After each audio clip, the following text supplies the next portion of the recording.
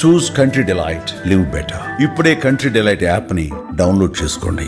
అందరికీ నమస్కారం. నేను Swaroopa Potlapalli. Welcome to Suman TV. విధి నిర్వహణలో అమరులైన పోలీసుల సేవలను గుర్తు చేసుకుంటూ ప్రతి ఏడాది అక్టోబర్ 21న పోలీస్ అమరవీరుల సంస్మరణ దినోత్సవాన్ని జరుపుకుంటున్నాం.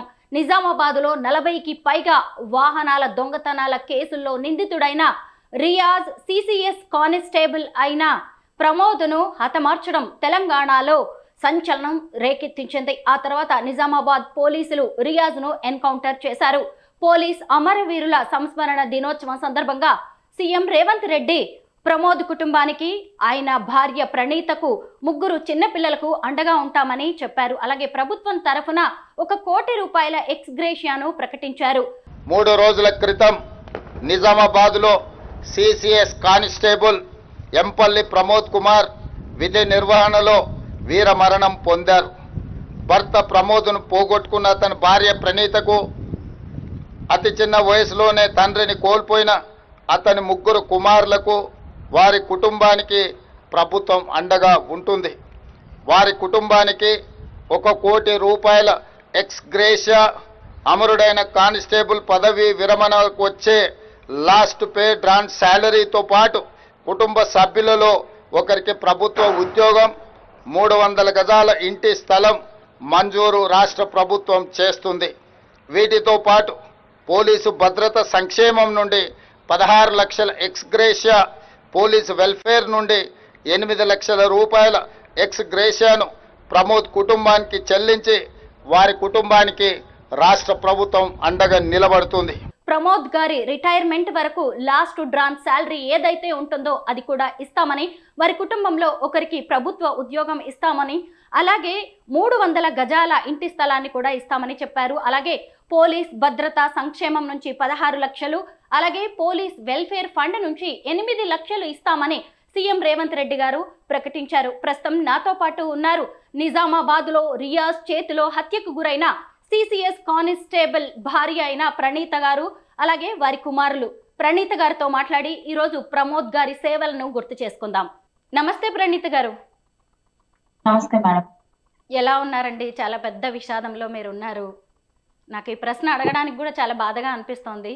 ప్రణీత్ గారు, ప్రమోద్ గారి హత్య జరిగే ఎన్ని రోజులు అవుతోంది? మేడం 5 days అవుతుంది మేడం. 17th రోజు అయింది మేడం. 3 పిల్లలు కదండి, ఏం చదువుతున్నారండి?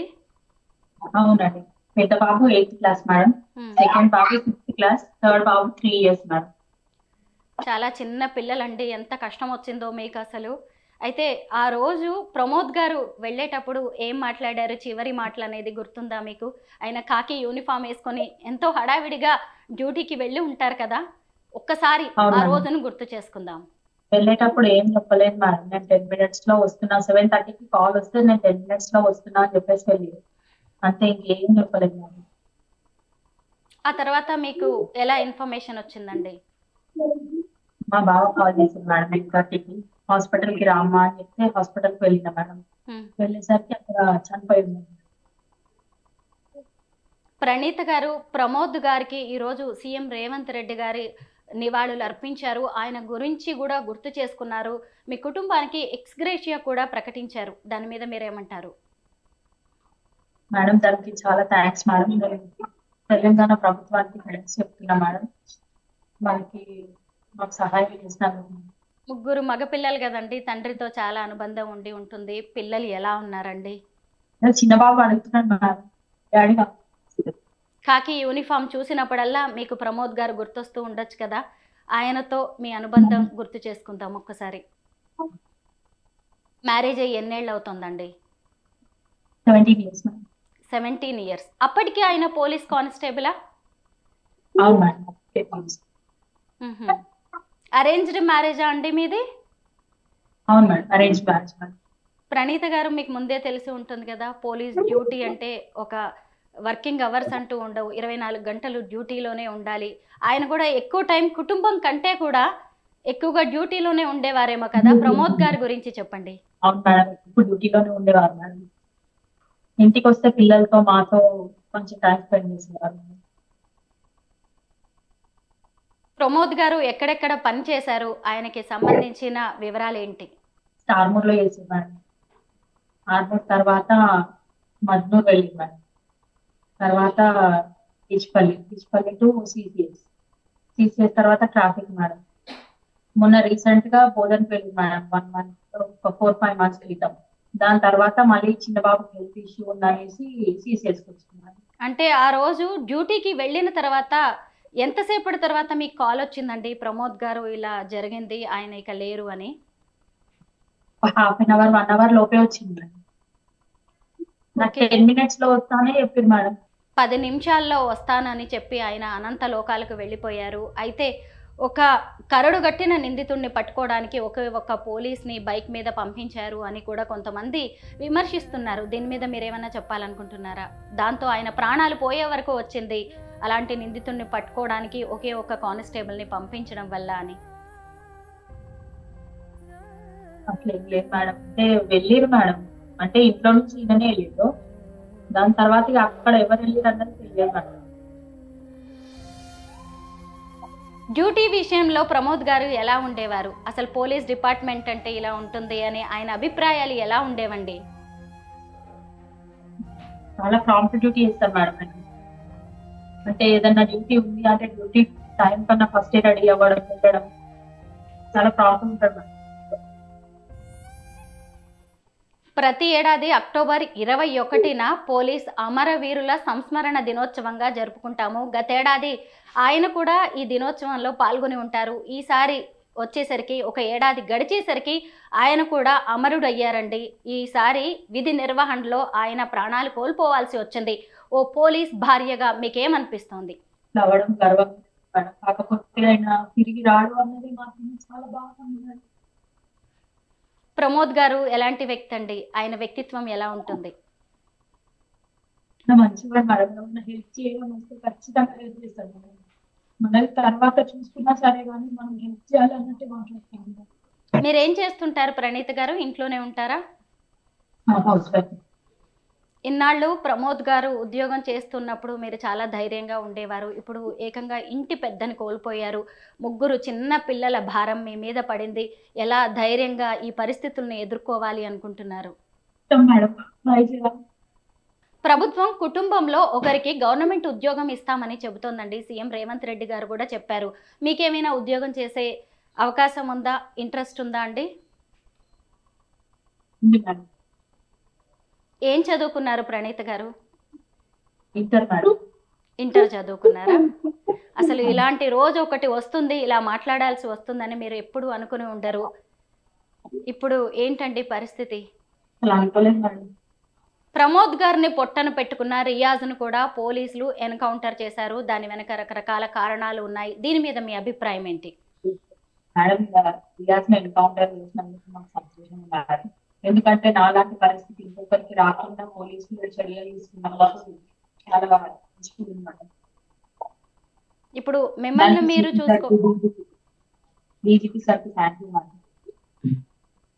ఇప్పుడు మిమ్మల్ని మీరు చూసుకోవాలి, అలాగే 3 పిల్లల్ని సంరక్షించుకోవాలి. ఇంకొక వైపు చూసినప్పుడు ప్రమోద్ గారి కుటుంబ సభ్యులు ఎవరైతే ఉన్నారో తల్లిదండ్రుల బాధ్యత కూడా మీ మీదే ఉంటుంది. ఒక మహిళగా ఇక మీదట మీరు ఎలా ముందుకు వెళ్ళాలనుకుంటున్నారు? వెళ్ళాలి మేడం, ధైర్యం తెచ్చుకొని వెళ్ళాలనుకుంటున్నాను. ఇలాంటి ఘటనలు జరిగినప్పుడు చాలా మంది పోలీస్ డిపార్ట్మెంట్ అంటేనే భయపడుతూ ఉంటారండి. ఇక మీదటైనా సరే పోలీసులకి, పోలీసుల కుటుంబాలకి, వారి భార్యలకి మీరు ఏమైనా చెప్పాలనుకుంటున్నారా? వాళ్ళకి రక్షణ అంటే ఏదైనా టాస్క్ కి వెళ్ళేటప్పుడు కొద్దిగా రక్షణ ఇస్తే బాగుంటుంది మేడం. అంటే ఏదైనా వెపన్స్ లాంటివి ప్రొవైడ్ చేస్తే బాగుంటుంది. ఎందుకంటే నాలాంటి పరిస్థితి ఇంకొకరికి రావద్దు మేడం. పోలీసు ఉద్యోగం అంటేనే అన్ని ఉద్యోగాల్లా ఉండదండి. అసలు మనల్ని మనం మర్చిపోవాలి, కుటుంబాలను కూడా పక్కన పెట్టాలి. ప్రమోద్ గారు కూడా అలాగా ఉరుకులు పరుగుల మీద తన జీవితాన్నే పణంగా పెట్టి ఉద్యోగం చేశారు. ఎప్పుడైనా ఇబ్బందికర పరిస్థితులు ఎదురయ్యాయా ఆయనకి ఉద్యోగంలో? అలా ఏం లేదు మేడం. అంటే time to time prompt duty చూసుకొని వస్తారు మేడం. అట్లాంటి ఇబ్బందులు ఏం లేవు మేడం. ఇదే ఫస్ట్ టైం మేడం. పిల్లలు రోజు తండ్రి కోసం ఎదురు చూస్తూ ఉండేవాళ్ళేమో కదా, ఇప్పుడు ఆయన లేరండి. ఎలా లోటుని తీర్చడం అనేది ఇక ఎవరికి సాధ్యం అయ్యేది కాదు. పిల్లలు ఏం చెప్తున్నారండి? తండ్రితో పిల్లలకు ఉన్న అనుబంధం ఏంటి? పిల్లలతో చాలా బాగుంటాడు మేడం. పిల్లలు అంటే ప్రాణం మేడం. ప్రతిదీ పిల్లలు అంటే ఏదన్నా నేను వద్దు అన్నా కానీ పిల్లల కోసం ఖచ్చితంగా చేస్తాను మేడం. ప్రమోద్ గారికి జీవితంలో అది చెయ్యాలి ఇది చెయ్యాలి అని ఏవైనా ఆశయాలు ఉండేవా అండి? ఆయన ఆశయాలని వేటినైనా మీరు నెరవేర్చాలి అనుకుంటున్నారా? నెరవేరుస్తాం మేడం ఖచ్చితంగా. ఆయన ఏమనుకునేవారండి? పిల్లల గురించి ఎక్కువగా ఏం చెప్తూ ఉండేవారు? పిల్లల్ని చదివించాలి, మంచిగా మంచి సెటిల్ చేయాలన్నది నాకు చాలా ఇష్టం ఉన్నది. ఈ ముగ్గురులో ఎవరినైనా పోలీస్ డిపార్ట్మెంట్లోకి తీసుకురావాలని అనుకునేవారా ప్రమోద్ గారు? అవును మేడం, మా సెకండ్ బాబుని తీసుకురావాలనుకుంటున్నాం మేడం. ఇప్పుడు తీసుకొస్తా కూడా మేడం. కాకి యూనిఫామ్ని వేసుకోవడాన్ని ఆయన గర్వంగా ఫీల్ అయ్యేవారు కదా. ఆ కాకి యూనిఫామ్లోనే రక్తమోడుతూ ఆయన ప్రాణాలు కోల్పోయారు. ఆ యూనిఫామ్ చూసినప్పుడల్లా మీకు ప్రమోద్ గారు గుర్తొస్తారు. ఆ యూనిఫామ్ మీద మీ అభిప్రాయం ఏంటి? యూనిఫామ్ అంటే మేడం అది కష్టం మేడం. యూనిఫామే మేడం. అంటే రక్షణ కోసం, ప్రజల రక్షణ కోసం కాబట్టి యూనిఫామ్ కి చాలా గౌరవం ఇస్తాం మేడం. నిజమే ప్రణీత గారు, ఇప్పుడు మీకు వచ్చిన కష్టం అయితే ఎవరు తీర్చలేనిది. ప్రమోద్ గారు ఇప్పుడు మన మధ్య లేరు. మీకు చాలా బాధ్యతలు ఉన్నాయి, జీవితంలో చాలా సవాళ్లు ఎదురవ్వబోతున్నాయి.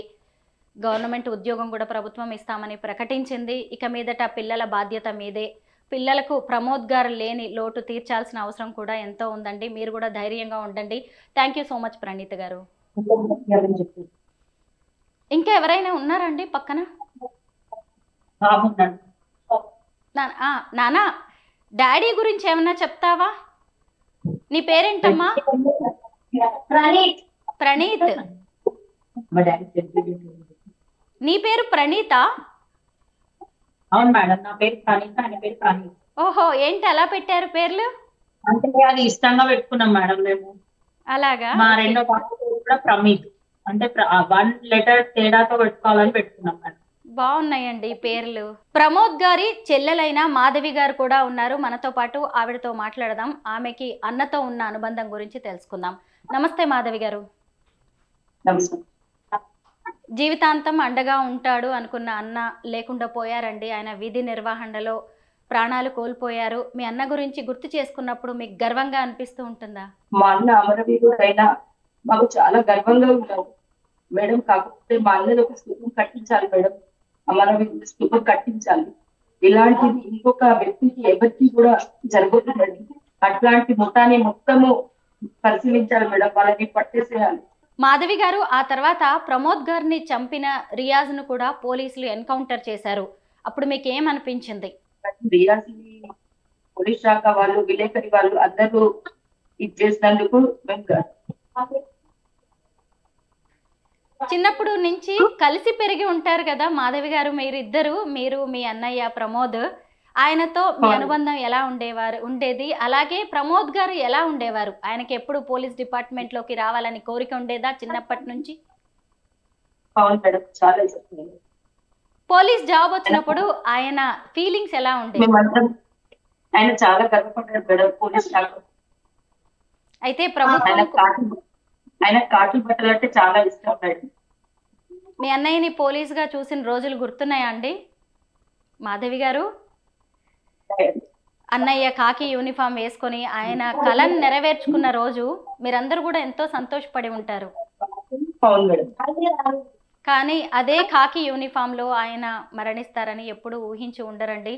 ఇప్పుడు ఒకవైపు అన్నయ్యకి 3 పిల్లలు, ఇంకొక వైపు చూసినప్పుడు వదిన, వీళ్ళందరూ కూడా ఎంత దుఃఖంలో ఉన్నారో. మీ కుటుంబం అంతా వారికి అండగా ఉండాలి. అలాగే వారు కూడా ఒకరికొకరు ధైర్యం చెప్పుకుంటూ మీరందరూ ముందుకు సాగాల్సిన అవసరం ఉందండి. ఎందుకంటే కాకి అంటేనే, పోలీస్ అంటేనే ప్రజలకు ఎంతో నమ్మకం, విశ్వాసం.